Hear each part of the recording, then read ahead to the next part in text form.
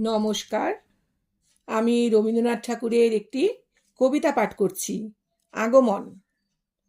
তখন রাত্রি আঁধার হলো, সাঙ্গ হলো কাজ, আমরা মনে ভেবেছিলেম আসবে না কেউ আজ। মোদের গ্রামে দুয়ার যত রুদ্ধ হলো রাতের মতো, দু একজনে বলেছিল আসবে মহারাজ। আমরা হেসে বলেছিলেম আসবে না কেউ আজ। দ্বারে যেন আঘাত হলো, শুনেছিলেম সবে। আমরা তখন বলেছিলেম বাতাস বুঝি হবে। নিবিয়ে প্রদীপ ঘরে ঘরে শুয়েছিলেম আলস ভরে। দু একজনে বলেছিল দূত এলো বা তবে।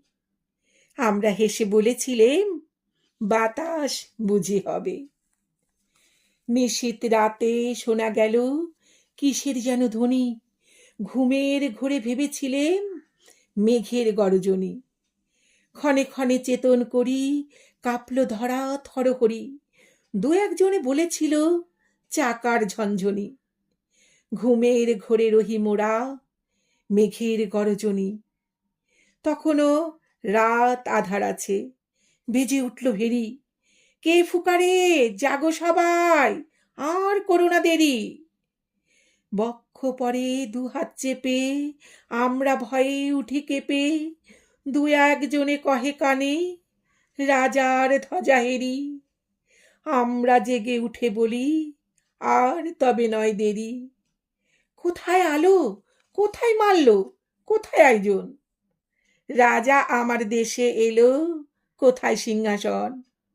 হায় রে ভাগ্য, হায় রে লজ্জা, কোথায় সভা, কোথায় সজ্জা?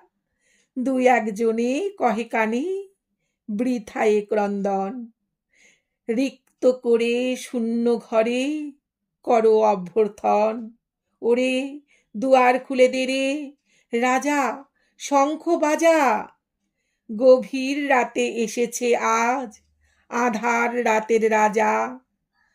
বজ্র ডাকে শূন্যতলে, বিদ্যুতের ঝিলিক ঝলে, ছিন্ন শয়ন টেনে এনে আঙিনা তোর সাজা। ঝড়ের সাথে হঠাৎ এলো দুঃখ রাতের রাজা। নমস্কার। কবিতাটি যদি ভালো লাগে তাহলে সাবস্ক্রাইব করে সঙ্গে থাকার অনুরোধ রইল।